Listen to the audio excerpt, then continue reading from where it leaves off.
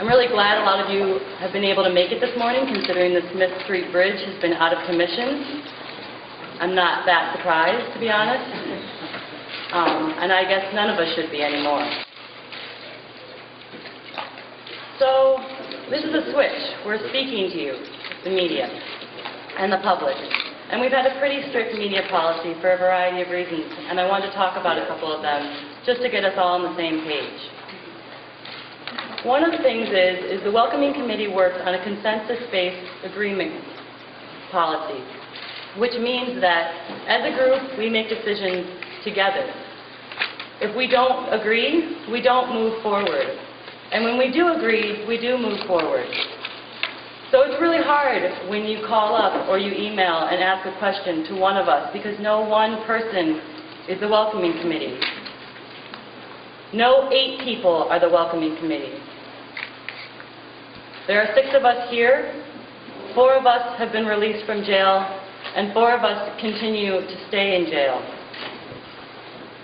No one of us is the Welcoming Committee. The other reason why we've been a little hesitant to speak to the media, or why this media policy has now changed, is because it's become personal.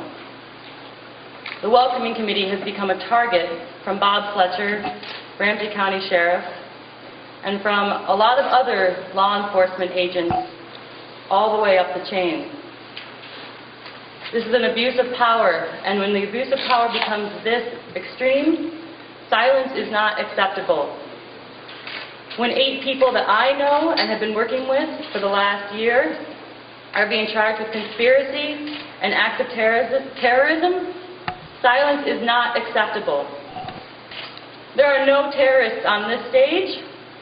There are no terrorists in the Ramsey County Jail. There isn't one of us. There isn't 8 of us. We are all the Welcoming Committee, and we stand together today. Down doors with guns drawn on families with their children at dinner time. Reporters and the media at large have been repeatedly targeted for repression. Activists have been abducted off the street in unmarked vans, and political prisoners held without access to medical attention. The state has never really bothered with ethical justifications for its violence, but now we see that the agents of the law don't even bother with internal consistency, ignoring the few rights they have pledged not to violate. Sheriff Bob Fletcher has unleashed a degree of repression that should embarrass and anger us all. It's worth noting that his second-hand man is in jail on severe corruption charges and expected to roll over on Fletcher. Took a lot of time, so let me go.